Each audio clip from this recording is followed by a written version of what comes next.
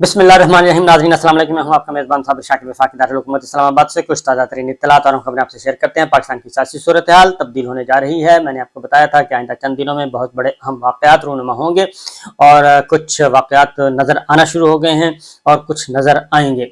सूरत हाल एक ही है, कोई तस्लीम करे या ना करे, सियासी मुखालफिन हो या सियासी हामी हो, सब के सब कौमी मीडिया हो या आलमी ज़राए ब्लाग हो, सब के सब एक बात तस्लीम करने के लिए तैयार हैं पाकिस्तान की सियासी सूरत हाल पे कि पिछले 15 महीनों में पाकिस्तान की सियासत सिर्फ एक शख्स के इर्द गिर्द घूम रही है और उसका नाम है इमरान खान।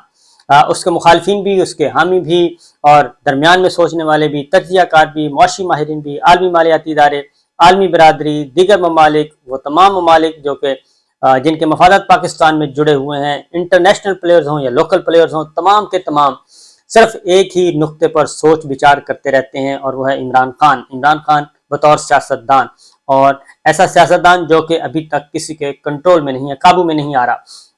उनको काबू करने के लिए बेशुमार किस्म के नित नए तमाम तर हरबे इस्तेमाल किए जा चुके हैं। पुराने आला दिमाग भी इकट्ठे हुए, नए दिमाग भी इकट्ठे हुए, चार जनरली जो स्ट्रेटेजी है वो भी इख्तियार करके देख ली, लेकिन अभी तक पाकिस्तान तहरीक इंसाफ के चेयरमैन इमरान खान, साबिक वजीर आजम, वो मैनेज नहीं हो पा रहे और उनको अवाम से दूर नहीं किया जा सका और अवाम उनसे दूर नहीं हो पा रही। यही एक नुक्ता है, यही एक सियासत है पाकिस्तान की, कोई माने या ना माने। उसकी रीज़न है कि अब एक और बहुत अरसे से शोर घोगा किया जा रहा था और बल्कि एक खबर रिलीज की जा रही थी, क्योंकि फैसला तो हो चुका था कि एक और नई जमात बनाई जाएगी। उसकी वजह यह है कि इमरान खान के खिलाफ जितने भी अब तक इक़दाम उठाए गए, पॉलिटिकल साइड पे हम आ जाते हैं, पहले तो पॉलिटिकल साइड पे जितने भी इक़दाम उठाए गए वो सारे के सारे नाकाम हुए और उसमें 9 मई से पहले तक पाकिस्तान तहरीक इंसाफ जो है वो बिल्कुल एक टेक ऑफ, ऐसी टेक ऑफ कि कोई दूर दूर तक उनके करीब भी नहीं था और उनको काबू करने के तमाम हरबे नाकाम हो चुके थे, मुकदमात दर्ज हो चुके थे, 25 मई का जुल्म सितम सब कुछ हो चुका था। इसके बाद फिर 9 मई हुआ और 9 मई के बतन से तहरीक इस्तेकाम पाकिस्तान पार्टी जो मारिज वजूद में आई, उसको भी मौका दिया गया, लेकिन तहरीक इस्तेकाम पाकिस्तान पार्टी भी फारिग होगी। 9 मई के बाद सर्वे करवाया गया पाकिस्तान के तमाम तूलो अर्ज में, उसमें भी इमरान खान और पाकिस्तान तहरीक इंसाफ जो है वो नंबर 1 पार्टी करार पाई और वोटर्स जो हैं वो उनके साथ जुड़े हुए। 9 मई के बाद करवाया गया तो भी यही रिजल्ट निकला, बल्कि वोट बैंक बढ़ गया। उसके बाद तहरीक इस्तेकाम पाकिस्तान पार्टी आ गई। उसके बाद जो लेटेस्ट सर्वे आया उसमें भी इमरान खान और पाकिस्तान तहरीक इंसाफ नंबर 1 करार पाई और बाकी जमातें भी उनके करीब करीब भी नहीं थी, लिहाजा ये भी एक चांस ज़ाया हो गया और पंजाब में कोई डेंट नहीं डाला जा सका तहरीक इस्तेकाम पाकिस्तान पार्टी, और वो भी हुक्मरान जमात की ही बी टीम बन गई, नून लीग की बी टीम बन गई। और इस वक्त भी जो उनके 2 वजीर हैं, 2 अरकान हैं, वो शहबाज शरीफ साहब की काबीना में शामिल हैं, ओन चौधरी साहब हैं और नौमान लंगड़ियाल साहब हैं। लिहाजा ये 13 जमाती से 14 जमाती और फिर 15 जमाती इत्तेहाद बन गया। अभी तक इमरान खान साहब जो है वो नाकाबिल शिकस्त हैं और पाकिस्तान तहरीक इंसाफ का वोट बैंक मुसलसल बढ़ता जा रहा है। आखिरी सर्वेज भी जो परसों तक हुए उसमें भी यही बात थी। अब खैबर पख्तूनख्वा का मामला था, क्योंकि आज़ाद कश्मीर में भी लोटाक्रेसी का सहारा लिया गया और लोटाक्रेसी के जरिए वहाँ हुकूमत गिराई गई। गिलगित बल्तिस्तान में भी लोटाक्रेसी का सहारा लिया गया और वहाँ पे भी हुकूमत गिराई गई और उसके बाद फिर पंजाब में भी यही सिलसिला हुआ। पंजाब में ये तमाम के तमाम जो हैं जो इस वक्त IPP के रूह रवां हैं, IPP जो बनाई हुई इस्तेकाम पाकिस्तान पार्टी, ये तमाम के तमाम लोग ज़िमनी इलेक्शन पंजाब में हार चुके हैं और उस वक्त हार चुके हैं जब जनरल बाजवा मुकम्मल ताकत के साथ मौजूद थे और तमाम को टास्क दिया गया था कि ये इलेक्शन नहीं जीतने पर, लेकिन वो मार्जिन इतना था कि वो इलेक्शन नहीं रोके जा सके और तमाम के तमाम जो मुनहरिफ अराकीन हैं और वो लोटाक्रेसी जो फ्लॉप हो गई वो भी कामयाब नहीं हो सके। अब मरकज़ में भी जो इस वक्त सिस्टम है वो भी लोटाक्रेसी की बुनियाद पर चल रहा है, क्योंकि अपोजिशन तो है नहीं और वो अपोजिशन लीडर वो हैं जिन्होंने अगला इलेक्शन नून लीग के टिकट पर लड़ना है। अब आते हैं सिंध में भी यही लोटाक्रेसी चल रही है। वहाँ पे भी अपोजिशन लीडर को तब्दील किया जा रहा है और अक़लियती रुकन को जो जिनके पास वोट कम है उनको बनाया जा रहा है, लीडर ऑफ अपोजिशन बनाने की कोशिश की जा रही है।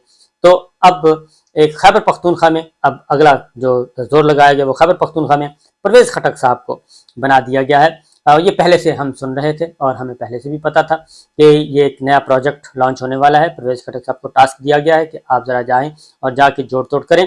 तो परवेज़ खटक साहब ने जोर तोड़ शुरू कर दिया। इमरान खान साहब को पता चल गया, इमरान खान साहब ने लोगों को मना कर दिया कि ये प्रोजेक्ट उनका अपना है, उसमें हमारा कोई ताल्लुक नहीं है। परवेज खटक साहब ने बिल आखिर आज अपनी एक नई पार्टी लॉन्च कर दी, उसका नाम रखा है पाकिस्तान तहरीक इंसाफ पार्लियामेंटेरियंस।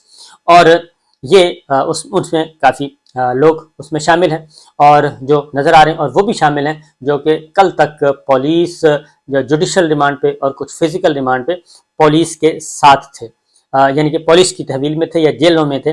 और कल एक एमएनए को अगवा भी किया गया था, साबिक एमएनए को। तो ऐसे तमाम लोग जो कि पुलिस की हिरासत में थे, जो अदालतें ज़मानतें मनसूख कर रही थी, वो सब के सब उनमें से कई चेहरे जो हैं वो परवेज खटक साहब के साथ बैठे हुए नजर आए और खाने शाने खाए जा रहे थे, खापे शापे चल रहे थे। तो यही मेन्यू भी यही है, मैनिफेस्टो जो मैनिफेस्टो जो है वो मेन्यू ही है, दरअसल खापे शापे हैं। तो बहरहाल अब ये पाकिस्तान तहरीक इंसाफ का एक धड़ा जो है उसको तोड़ा गया है और परवेज खटक साहब उसके सरबराह। मैंने आपको बताया था परवेज खटक साहब का मामला जो है वो 2018 से चल रहा था, क्योंकि परवेज खटक साहब कौमी और सूबाई असम्बली दोनों सीटों पे जीते थे और वो दोबारा वजीर आला खैबर पख्तूनख्वा बनना चाह रहे थे। और ये उस दिन इत्तेफाक की बात है कि मैं उधर ही था, बनीगाला में मैं भी था और मेरे साथ सलमान इकबाल साहब भी थे। तो उनसे मुलाकात हुई थी इमरान खान साहब से, तो उस वक्त ये बहस चल रही थी। तो परवेज खटक साहब यही कह रहे थे कि मैंने खैबर पख्तूनख्वा में रहना है, लेकिन इमरान खान साहब ने उनको कहा कि नहीं, अब आपकी मरकज़ में ज़रूरत है। तो मरकज़ में उन्हें आके वज़ीर दिफा बनाया गया।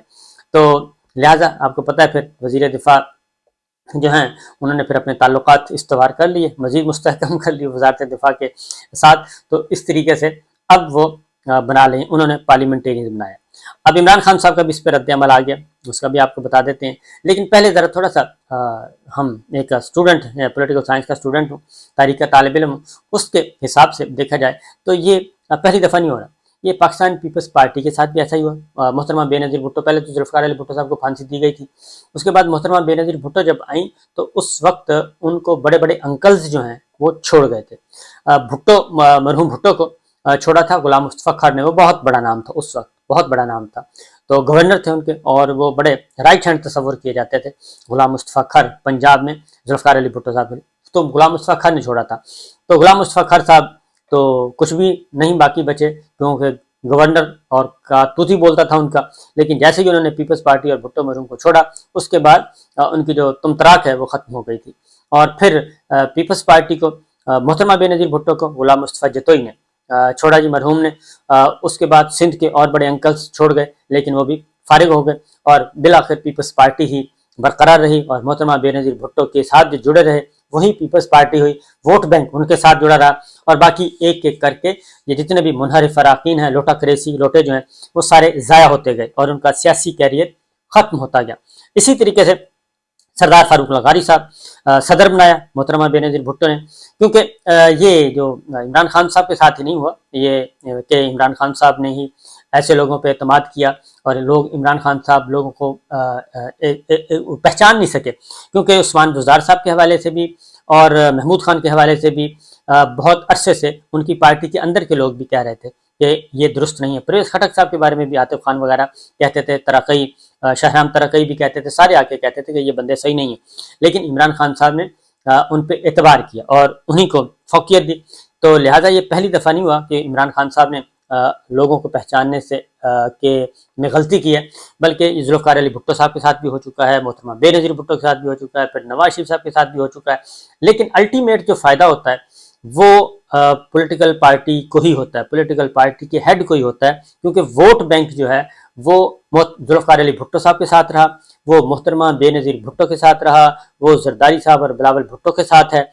पीपल्स पार्टी पार्लियामेंटेरियन, पीपल्स पार्टी पेट्रोट बनाया था मुशर्रफ साहब ने, वो फारिग हो गया और बहुत से अंकल्स जो थे वो फारिग हो गए। सरदार फारूक लगारी साहब ने जब मोहतरमा बेनज़ीर भुट्टो से दगा किया तो वो भी उसके बाद उनका कैरियर भी ख़त्म हो गया और वो एक एमएनए के तौर पे आए और उसके बाद फिर दोबारा वो उठान उनकी वो ना हो सकी। उन्होंने भी एक पार्टी बनाई, मिल्लत पार्टी बनाई सरदार फारूक लगारी साहब ने पीपल्स पार्टी से अलग होके। तो वो मिल्लत पार्टी आजकल बिल्कुल फारिग हो चुकी है, उसका नामो निशान नहीं, बल्कि उनके अपने बेटे जो हैं वो नून लीग में शामिल हो गए। इसी तरीके से पेट्रियाट वाले सारे फारिग हो चुके हैं, सब उनका कोई अगर बड़ी जमात किसी बड़ी जमात ने वापस ले लिया तो वेल एंड गुड, अदरवाइज वो सारे के सारे फारिग हो चुके हैं। उनमें बड़े बड़े नाम मैं आपको बता देता हूँ, राव सिकंदर इकबाल साहब थे, मरहूम हो गए और उनके पीछे کون ہے کوئی پتہ نہیں ہے۔ اس کے بعد مخدوم فیصل ساری حیات تھے، فارغ ہو چکے ہیں، نوریز شکور ہیں، فارغ ہو چکے ہیں۔ یہ ڈاکٹر شیر افغان نیازی تھے پیٹریاٹ میں، وہ پھر بعد میں کاف لیگ میں آ گئے، اور اس کے بعد پھر ان کے بیٹے جو ہیں اب پاکستان تحریک انصاف میں ہیں۔ یہ اس کے پیٹریاٹ میں کچھ اور لوگ میرے ذہن میں آ رہے تھے، وہ سارے کے سارے رضا حیات حراج تھے، وہ بھی ہار گئے تھے، اب ان کا بھی ابھی اس کے بعد قومی اسمبلی میں وہ نہیں آئے۔ تو پیٹریاٹس جو تھے وہ سارے کے سارے فارغ ہو چکے ہیں، اور ملت پارٹی فارغ ہو چکی ہے۔ یہ تجربات جو ہیں یہ ماضی میں بھی یہی، کیونکہ ایک ہی اسٹریٹجی ہے اور مختلف تو ہے نہیں، کیونکہ دنیا بھر میں جو لوٹا کریسی کی صنعت ہے، لوٹا سازی کی صنعت ہے، وہ ختم ہو چکی ہے، متروک ہو چکی ہے، اس کو ترک کیا جا چکا ہے، اور جمہوریت میں، جمہوری روایات میں، آئین قانون میں کہیں بھی لوٹا کریسی کی اجازت نہیں ہے۔ اور اسی لیے 63 کی جو وضاحت کی ہے سپریم کورٹ آف پاکستان نے، وہ بھی لوٹا کریسی کو کرش کرنے کے لیے، لوٹا سازی کی صنعت کو ختم کرنے کے لیے کیا تھا، تاکہ ان کے ووٹ خریدے ہی نہ جا سکیں، اور جو فلور کراس کرے اس کا ووٹ ہی نہ ہو۔ لہٰذا وہ 63 کی وجہ سے لوٹوں کی جو قدر و منزلت ہے اور وہ مارکیٹ ہے، وہ بالکل مندے کا شکار ہو گئی تھی، کیونکہ ان کا ووٹ شمار نہیں ہے۔ جو لوٹا ہوگا اس کا ووٹ نہیں ہے، جو ووٹ نہیں ہے تو پھر اس پہ کون پیسہ انویسٹ کرے گا۔ ہاں، غیر حاضری کی البتہ ایک ہے کہ غیر حاضر رہے تو پھر آپ ان کو جو ہے وہ پیسے وہ وصول کر سکتے ہیں، اس کا بھی تک چل رہا ہے۔ تو یہ اس لیے یہ ماضی میں، اور اسی طریقے سے آپ کو بہت پیچھے چلے جائیں اور مزید پیچھے چلے جائیں تو ایوب خان صاحب کے زمانے میں ایبڈو کیا گیا تھا، سیاستدانوں کو فارغ کر دیا گیا تھا، اور محترمہ فاطمہ جناح کو بھی ہروا دیا گیا تھا۔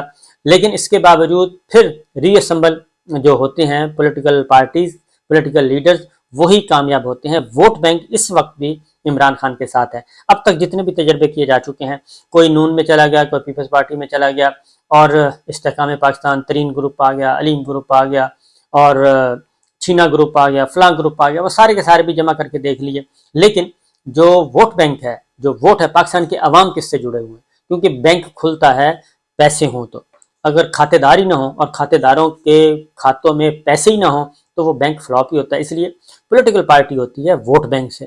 اگر ووٹ بینک ہی نہیں ہے تو پھر آپ نے کیا کرنا ہے؟ ووٹ بینک کے بغیر جو ہے، ووٹ کے بغیر کون سی پولیٹیکل پارٹی ہوتی ہے؟ لہٰذا یہ سارے کے سارے دیوالیاں ہیں اور خالی اکاؤنٹ ہیں ان کے۔